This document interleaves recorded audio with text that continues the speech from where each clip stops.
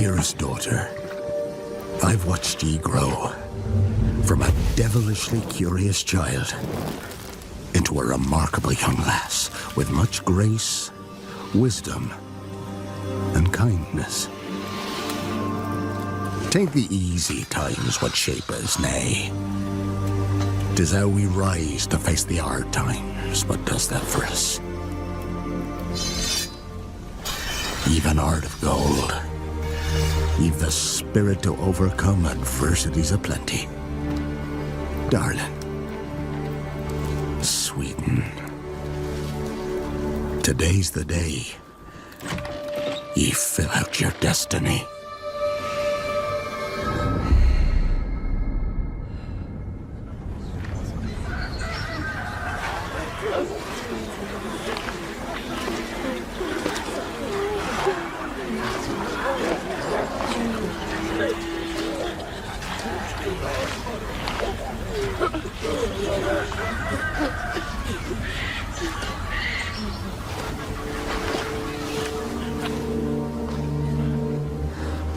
Forgive me, daughter.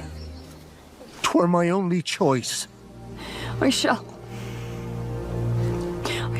be the bringer of salvation.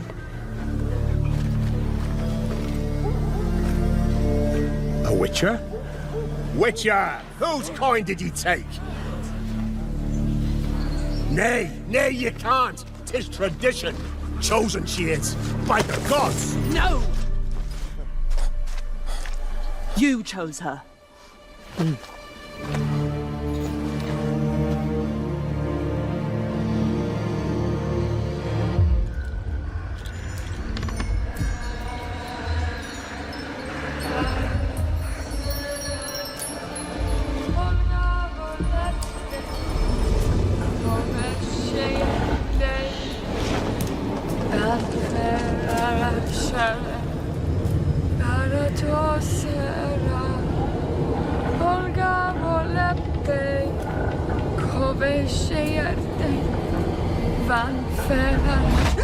Back to the village.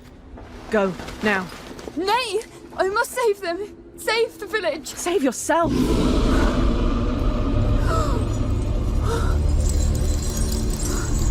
Run! To shelter! To your father! Run!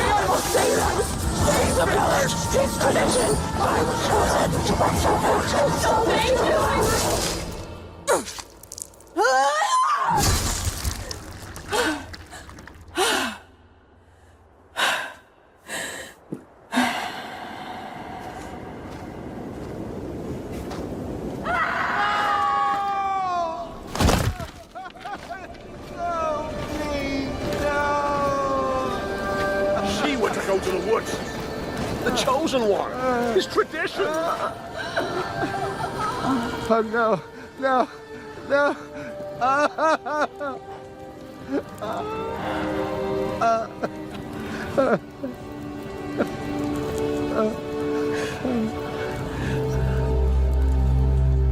It's all we wanted.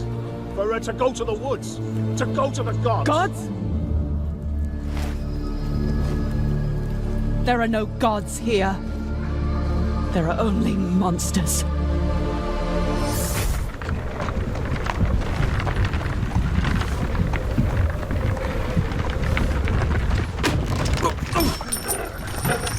Sleep, is he? The ploughing plonker. Break me pearlies on this blasted pit-ridden tract.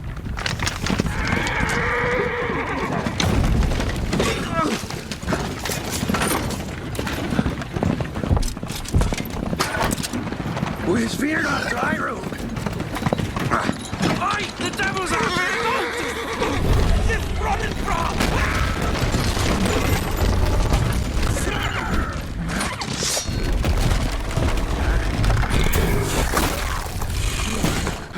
The builder killed us.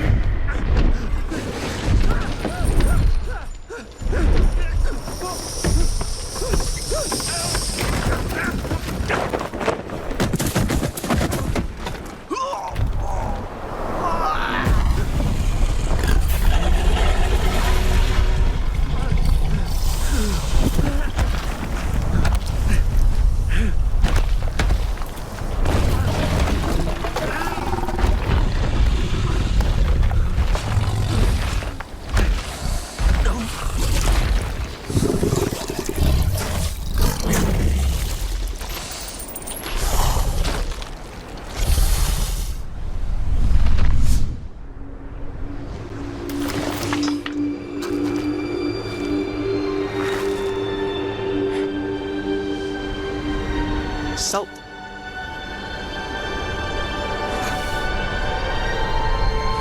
Almost had me fooled, Fruin.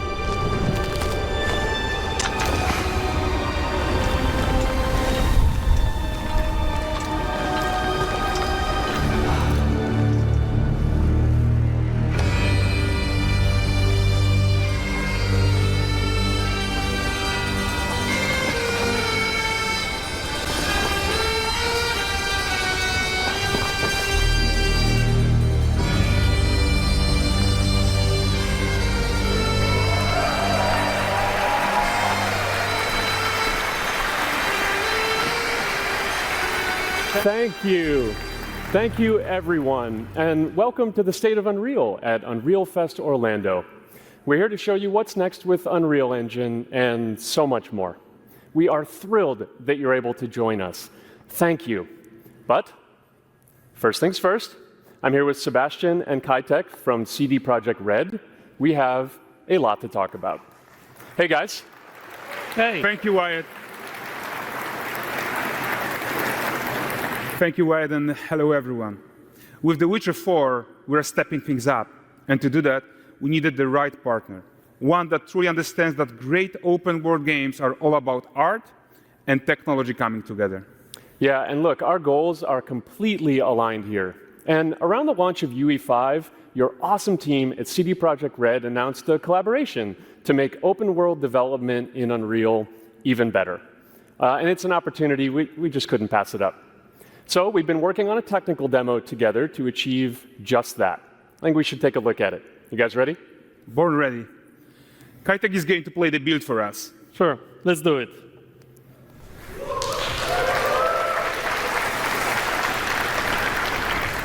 This is a technological showcase set in the world of The Witcher 4. What you just saw and are going to see now is running on a standard PlayStation 5 at 60 FPS with ray tracing. So in the game, you'll be playing as Ciri, a professional monster slayer, a witcher. She explores the world and hunts down monsters for coin. The region we are in is called Kovir, and you'll get to explore it in a game. Right now, Ciri is investigating the monster, and after gathering new clues, she is heading back to a nearby village.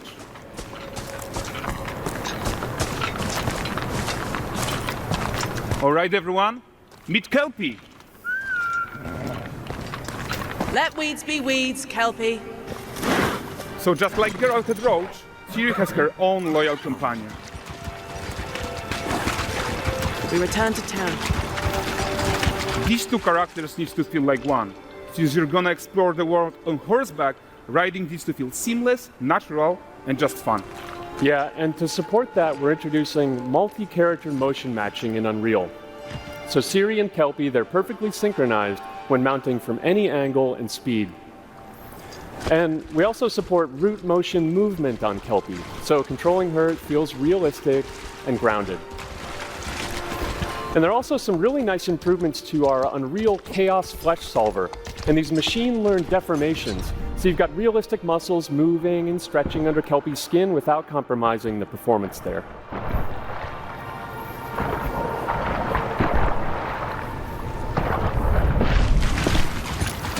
So let's leave Ciri behind for a second and talk about the world itself. So much of the Witcher world is natural, organic, especially Kovir with its dense forest and wild nature. Yeah, and wild nature is hard. And with nanite geometry, we've freed artists from so many of their old constraints. But we don't want to rest until everything we do in Unreal has that same spirit of freedom. There's always more work to do. And foliage is a huge piece of that puzzle. So we are excited to introduce Nanite Foliage. The only way to have a forest that looks as good as this one is to use 3D geometry for all parts of the trees, just like we do for everything else. However, this is a crazy amount of fine geometry, so we had to rethink how trees are created and displayed. To create them, we developed nanite assemblies. These 28 little parts that you see are all that we use to build all the spruces from the forest. They are instanced thousands of times and used like building blocks to assemble trees in different ways. And as you probably noticed with the wind effect, they even support skeletal animation, which runs on the GPU. Thanks to assembly, we greatly reduce the storage, the runtime memory, and the rendering cost. Then, to display an entire forest, the challenge was to preserve fidelity and performance from any distance. Let's check up close the level of detail we're talking about here. Lots of details. But this triangle representation is not the most efficient when far away, due to the amount of overlapping. And that's why we made an adaptive voxel representation. But in reality, you'll never see those voxels this close, since when we move the camera back, they're barely a pixel. Nanite Foliage is almost done. We are moving it to the mainline as we speak, and it will be available for everyone in 5.7. Another thing I would like to share is that ray tracing and Lumen now run more than twice as fast, with no visual trade-off compared to when UE5 was released. And because of that, we can now hit 60 FPS on consoles. And finally, we rewrote the rendering pipeline to run asynchronously so you can increase the richness of your scenes even more. Now let's talk about chaos physics. For chaos cloth, we improve our cloth-to-cloth constraint solution. This removes a lot of collision evaluation when garments are piling up and interacting with each other. Even for complex setup like Ciri's cape, we hit a sub-millisecond budget on PS5. With Chaos Flesh, we introduce procedural muscle activations to make deformation and motion more natural. Your artist will still have control over tetrahedral simulation and train ML models that run fast in real time. We now support the baking of fluid surface data into lightweight assets to be played back at low cost. This is going to give you high-fidelity water without the performance cost of real-time fluid simulation. For animation, we work on both performance and fidelity. Here, you can see how Ciri and Kelpie match up in their interaction. Well, that works no matter the angle of approach. That's our Molds character motion matching solution. We also added motion matching in sequencer to build stitch tracks. With them, you can seamlessly transition from gameplay to cinematic. Also, we now have a secondary layer of animation driven by physics in Control Rig. We used it in Kelpie's rig to drive the mane, the tail, and the saddlebags. And now, I'm happy to announce that all these features are already integrated into our new Unreal Animation framework, which we are releasing as experimental in 5.6. And no compromise means how ambitious we are when it comes to bringing our vision to life with incredible visuals. But more than that, together with Epic, we created faster way to load the world. We can now bring in more content more quickly for the smoothest possible experience as we fly down to catch up with Ciri.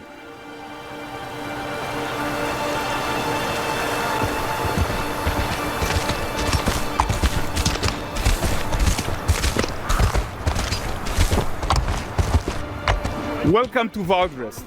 So Valdrest is a port town, a hub for fishing, trade and mining. It's one of those places where you can meet shady characters or overhear gossip from other lands.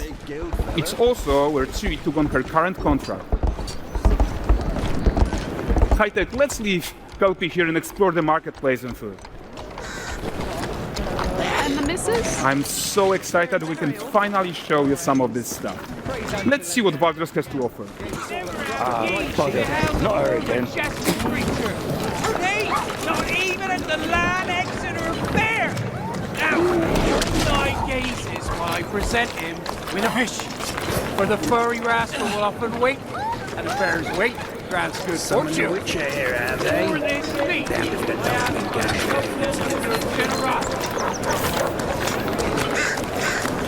Pardon. Guys, notice how responsive the world is. Character actions directly affect what happens around you, sometimes even setting off chain reactions. Everything is working together. Take your nonsense elsewhere, you filthy leg. You'll find only honest pointers here. Oh, look at this poor gentleman being taught how to fly by an angry innkeeper. That's what happens when you cheat at Gwent. Last of it, is it? Running away. Silver, round ones, what jingle in the purse.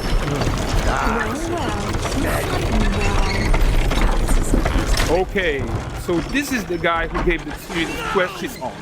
Like you probably suspect, he has his own agenda in all of this. You off your tits again, Wilfred. Get your ass up.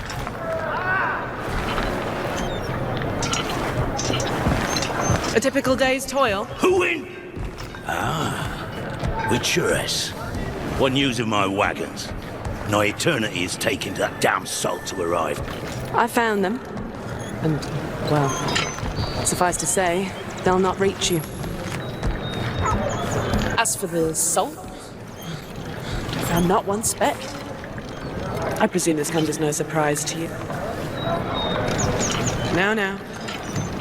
Kavir's smuggling trade is of no concern to me. Shush, shush, shush. The manticore that flattened your cart and devoured your men? Quite the opposite. Manticore? No, them winged hellspawn dwell in the arse end of Creighton. Not here. While Ciri decides what to do about that merchant, let's take a look at the character technology that powers this marketplace.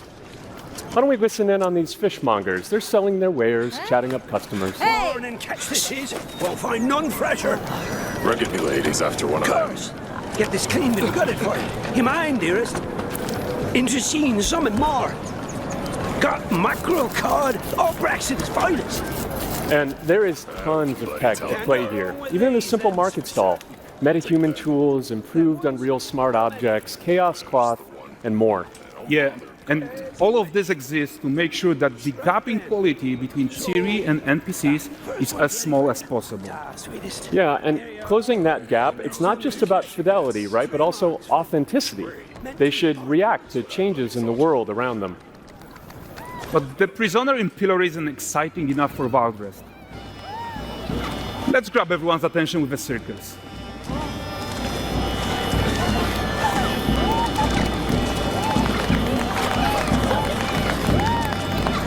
but the great performance deserves a huge crowd up. Let's crank it up.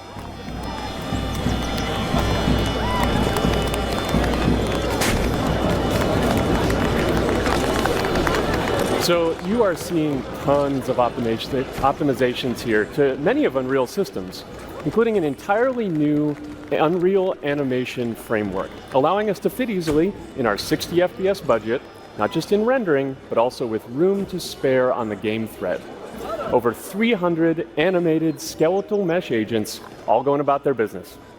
And the whole point is to leave breathing room for developers like you to introduce the gameplay and the systems that your players expect, empowering you to make your worlds come to life without Unreal standing in your way. You are right. That's the open world RPG that we're making. But before we wrap up, how about one final check-in with Ciri?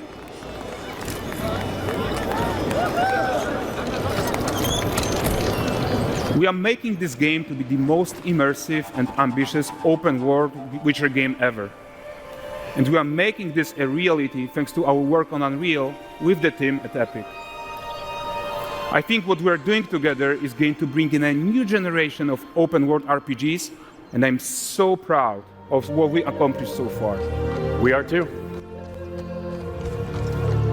So we're almost done, but before we go, here's a small gift for all Witcher fans.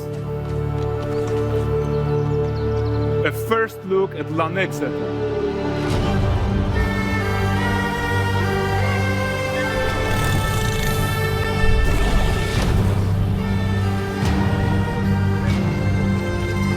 Onward, Kelby. We've worked.